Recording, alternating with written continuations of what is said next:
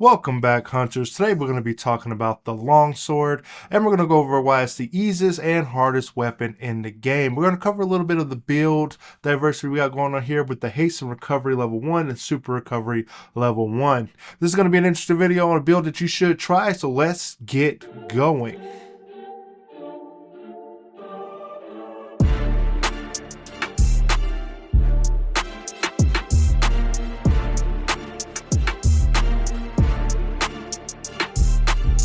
So what we're going to be talking about is the haste and recovery level 1, and that's going to regenerate a small amount of our health as we continuously attack the monster, which we're going to be doing a lot in focus mode. And next we're going to be talking about the super recovery level 1, and that's going to allow us to continue to slowly recover our health to the max value even if there's no red gauge, because you take damage in full and take it in red gauge, and we want that to recover. So ladies and gentlemen, when we're talking about the long blade, we talked about having the Arkveld's Hunger, we talked about having the Zosir's Pulse, and what I like to start off with talking about the build is what's baked into the armor set that I'm using here, and that is with the Arkveld and it's a two-piece Arkveld and a two-piece Zosir. And we're going to be utilizing our focus mode a lot more. So we're going to start off with weakness exploit, which attacks hit weak points and gain affinity, and it gains extra affinity damage on wounds. This is going to be okay for our overall build. Right now I'm using the blast weapon, but if you were to create an artisan weapon that has more affinity for this type of weapon, that could go over well for you. But again, it's baked into the armor, and this is where the beginning of the flexibility begins. We're also going to have recovery speed 2. It triples the speed at which you heal recoverable damage. We're going to be staying in our focus mode and using our Crimson Assault Strike / a lot, and we're going to be sheathing our sword and unsheathing our sword, and that type of play style, it comes twofold. So when you're utilizing your attacks, the longsword has a area of vulnerability a lot of the times, to where you're utilizing your attacks and you're doing attacks and you seem to be kind of stuck in an animation, but the longsword has the sheathing option, and the sheathing options can only be available to you once you've started an attack, and then you go into an animation of sheath, and then you have the option of hitting the R2 button. In my case, I'm on PlayStation, and doing that, I don't know what it's called, it's some type of wide range crescent moon slash, and this will reposition you, and I want to say it's an offset hit as well. I don't think it's an offset hit to where like the great sword and it like knocks the enemy down and you do some type of grappling animation to get close the distance. That would be great. And then you have your triangle button, which is your I'm going to move forward and assault the monster longer. So for the most part, you're going to be utilizing your sword to get up your spirit meter, and then you're going to be sheathing your weapon in the anticipation of offsetting the enemy with your unsheathed attack. And again, that's going to reposition you and put you in a better position of attack. Next, we have the elemental absorption.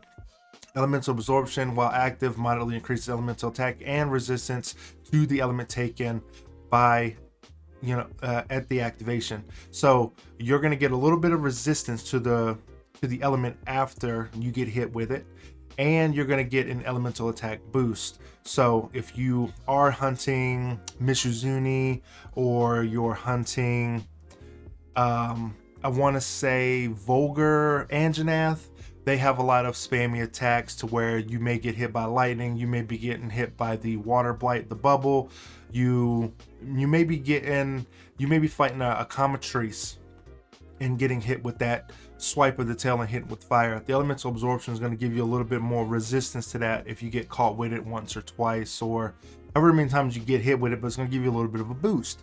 Next, we have the earplugs level 2, nullifies weak monster roars and reduces the effects of strong roars.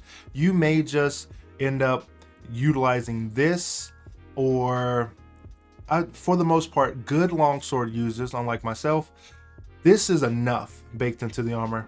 This is, if I make a mistake and a strong roar were to affect me, I know for next time I got to do better at the pairing of that with the sheath attack, with utilizing a combo, sheathing the weapon, and anticipation of the roar. That's gamer sense getting activated and getting better. So staying on earplugs level 2 and getting used to using the sheath attack and the, I want to say it's called the Ilea strike. That's what I'm going to call it from now on. I don't want to keep saying unsheath. So it's the Ilea strike, and if it's not the Ilea strike, then I don't know what it is. But I am a longsword, I guess, grazer. My main weapon is Kinsek. So Constitution is going to be good for this because it's going to reduce our stamina depletion when we're evading and stuff. So you may think like, okay, maybe I don't want, why do I have Constitution on this build? I'm a longsword user. Well, good longsword users utilize their evade, their roll, to close a little bit of distance. And we do have a bow in our secondary slot. And this is where the first video I get into of pairing. You're going to want to pair a ranged weapon with this longsword. And if you're good at utilizing both, you know that the bow in the game is one of the more popular weapons in the game. It's one of the easier weapons to use in the game. I say, like, on hard, what are some of the harder weapons to use? Would probably be dual blades, because you got to have a lot of gamer sense there because you're doing a lot of assaulting, and the longsword because of the fast but slow animations that it has. So those are two of the weapons I think are kind of the hardest. When you become a hunting horn main or something like that, it becomes, it's a rhythmic flow. But then again, I digress. We have agitated level 1 baked in here, and this is going to give us a little bit more attack and affinity when we fight these larger monsters that are enraged. So if you're going in for the Arc Temper Redoubt run, this is going to get activated, boosted it, baked into the armor. Convert element, when active, you get a little bit of extra dragon damage. You deal enough damage, you slightly increase your dragon attack. This is good for this armor set in particular because it comes from the Zoshia and it comes from the Arc Veld, and those are dragons. And Gore Magala is going to be coming out for a tempered version level 8, and you're going to want to have that extra dragon damage. Again, this armor is flexible for almost all builds. You can see the weakness and the resistances at the bottom right hand corner of the screen, and that's going to give you a baseline of what you can kind of lean into when we get a little bit further in the video. The Marathon Runner, again, it goes into our bow, and the continuous stamina depletion. If you are holding the aim button, I want to say that your stamina does not recharge while you're holding the L2 button, and you're kind of in focus mode, ready to utilize your skills. So the Marathon Run is going to kind of negate that going down by a little bit. It's not key to the build. Again, this is all free things. As you can see, the Deco slots right now are empty for the build. Then we have Quick Sheath. Very good longsword users say Quick Sheath is everything. In my experience, Quick Sheath is everything. And once you get into the rhythm of sheathing and unsheathing your weapon, and those minor moments to where you're like, man, if only I would have sheathed my weapon just a little bit faster. This is where that gamer sense unlocks in the brain to where you're like, man, Quick Sheath is everything. Now you may be thinking, okay, so maybe I want to lean into Punishing Draw. That is a playstyle. That is the playstyle, but it's not the playstyle that we're going for here, because when you do the Punishing Draw, or there may be another draw mechanic, but we're using it, but we're not crutching on it. I'm more or less crutching on this build for the Crimson Strikes with the triangle button when we're in focus mode, when we're doing a lot of damage, trying to get a lot of quick hits out, and we can use our Foresight Slash, say that 10 times fast, right? When we use our Foresight Slash and reposition ourselves and kind of dodge the enemy attacks while maintaining our spirit focus meter. We've already talked about the Arc Veld's Hunger and the Zoshia's Pulse. When you have those at like a max level of the 4 pieces that you can get on them, they do really well for what they're trying to do. But I'm dipping into both, and we're going to go into why that is. Now, we do have We don't have the Guardian's protection. That doesn't get activated. We don't have enough pieces for that. And we, for dang on sure, do not have the alluring pelt on. We don't want the attention drawn to us like that for all the minor enemies that could be around that just want to attack us while we're trying to attack. So again, that's not activated in this build. What we do end up having for the build, once we have all of our decos on, is that we have a whole list of decos that are just on the thing you can see on the left hand side of the screen, but we also have 3 empty slots, right? That's what I'm alluding to, of trying to put this in perspective before people say, hey, you have empty deco slots, why aren't you using them? On the sword, we have focus, and that is going to increase our field gauge and reduce the charge times by 15%. This lets us get our spirit meter up quicker, or more quicker, or faster, whatever term you want to say there. But the focus mode, in my opinion, is paramount. And on that focus, we have handicraft, gives our weapon a little bit of sharpness, because a longsword user needs that maximum sharpness at almost all times. It's going to keep you from bouncing, it's going to give you the maximum amount of attack on your weapon, and so on and so forth. Now we have power prolonger that keeps our spirit mode engaged for a way longer period amount of time. We're going to be using our foresight slash a lot in our spirit mode so that we can quickly like reuse it over and over again, especially on like arc tempered Raidal runs or whatever monster may come after that. When you get into the arc tempered territory, monsters become very aggressive, very attack heavy, and they want to spam outside of their normal attack windows that they would have had. So the power prolonger, keeping in that spirit mode, is what we're touching here on this build. Again, we have Master's Touch. Master's Touch versus Razor's Edge. Preference, in my opinion. Preference. And if you are, I like the Razor's Touch. Not Razor's Touch. Wow. Razor Sharp. And when we use Razor Sharp, it gives you a percentage of not losing weapon sharpness when it's active. But I also want to say that Razor Sharp, it can get a sub, it can get like a sub skill under it. So potentially you can get Razor Sharp and Handicraft. So you can get Handicraft level 2 on this build instead of Handicraft 1. But I tried Master's Touch out to see how it all plays out with utilizing it. Again, when you're using the longsword, the artisan weapons for the longsword is, in my opinion, the best because it has the 3 deco slots. And I don't know why all level 8 craftable weapons for the monsters don't all have level 3 deco slots. That I think that would be a big boon to compete with artisan weapons, and I don't know why artisan weapons are competing against things that you have to grind for in game versus, well, you could say, oh, I got grind for artisan weapons, but you get so many of those artisan pieces passively. Is it really a grind? Because you're not really like focusing on the aspect of Monster Hunter. But then again, I digress into the whole artisan thing. We have Agitator level 4 here, and this is where we compromise our first, like the first time.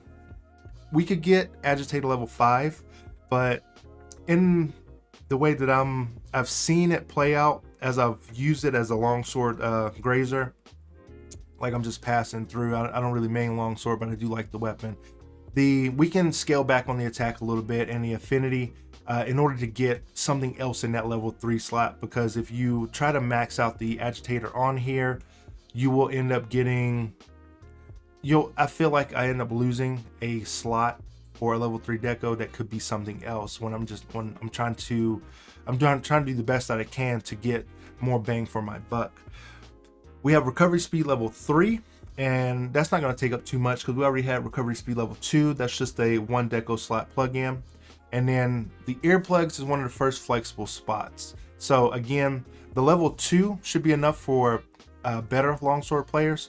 Earplugs level 3 is just going to be the cherry on top for normal longsword players. And until you get the use of it, again, you'd have to take off earplugs level 3 in order to get used to it, because if you have earplugs level 3 on, you're not going to know if you're actually doing the pairing and the timing just right, because you're not going to be affected by the roar, if that makes sense.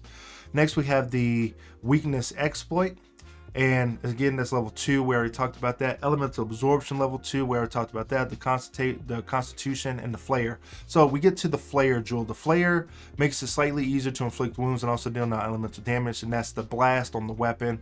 And as inflicting wounds on the target, when as a longsword player, you're not doing the cool stop animations that other weapons do. You're kind of setting yourself up for more slashy, more samurai anime-esque type deals to get back into the fight and to get our spirit meter up. So wounds are moments of opportunity for longsword players, versus like for an insect glaive user, a wound is a free chance to get all my buffs back. But again, for longsword players, to get their spirit gauge back up. And for like a dual blades user, it's just a little pizzazz on top of what you're already doing.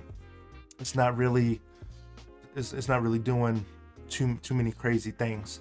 Next we have we talked about the convert element, and then we have the marathon runner, and then we have the part breaker. So the destroyer jewel takes up this is another flexible spot, but this helps me cut off like tail pieces and break specific armor parts that I'm swiping through the enemy a lot. And sometimes when you're trying to get a claw from an enemy, or you're trying to get the tail, or you're trying to break the head, you're already probably going to passively hit it. So again, I threw this on here in order to meet those conditions easier. But again, it's a flexible spot. And we got the flinch free level 1, and it just prevents the knockbacks. It stops us from getting hit by little attacks, and that takes us out of our combos. And that's kind of annoying when you have that going. And you don't want to rely on the rock steady mantle. You're not going to get it back in time enough. It's not going to last long enough during your fight, especially if you're coming up through the ranks of a longsword player. Again, just having a little flinch free on your character goes a long way, in my opinion, as a casual longsword user. But as a good longsword user, you probably won't even need it. Next, we'll talk about the 3 little slots that we have here. Now, all elemental resistances, they do cap out at 3 from what I've seen. And these 3 empty slots are left open for adaptability, or if you want to put on something for the oil slickness, or if you want to cap out a resistance versus a specific monster, these are available to you. And you could also go into quick sheath. So they're still left open for you to utilize quick sheath or anything else that you want. Or you can go ahead with recovery up if you wanted to try that. Now you can definitely get into having the recovery up and having the medicine jewel along for recovery speed, or you could put on the resistances, or you could put on adaptability, or you could put on the one that stops you from getting oil slickness or being stuck in the mud when you're going into those levels. I don't know many people just hunting down, I think they're like Ramparados, or I forget how to say that monster's name. But again, the build leaves it open to where you can go into a fight and just quickly adapt to the environment that you're already in. And a lot of people would probably think, well, this is Arkveld stuff, this is Zoshia stuff, this isn't a beginner friendly build. And I'm not saying it's a completely beginner friendly build. What I'm saying is that it's a good build to strive towards. You get a decent amount of defense, you get an okay amount of resistances, minus the dragon, and you get an amount of deco slots on your build to where you can be like, okay, these are the things I'm going to go after, because you're going to bump into Arkveld, you're going to bump into Zoshia, you're going to bump into monster bones in order to get that Dober chest piece that we have on here that's giving us that constitution, that marathon runner. This is an okay build to have as a baseline, as your base longsword build, in order to like feed off of that into chaining into other builds, or for the other builds that I may come out with. But again, I do want it to go into the Arkveld, the Zoshia, the recovering, the swipes, and the pairing of the bow along with the longsword, because I think that the balance between the bow and the longsword are great. You can cover long ranges, and you can cover a lot of good close range encounters. So if you're getting bullied by monsters that are beating you down close range, switch over to the bow for the short range effect. Again, you can take off the earplugs level 2 if you don't want it, but I keep it on there to bully the smaller monsters like the Otogoron. So hopefully you guys did enjoy the video. You can check out my main channel, Mangum Son, or you can stick around here, subscribe to Mangum Son Plays. And then I do have a cooking channel called Mangum Son Cooking, but that's a channel in the works, so temper your expectations when going over there. So get in where you fit in. I hope to bring you guys more Monster Hunter videos in the future, some things that you may know, some things that you might not know, and I will see you in the next one.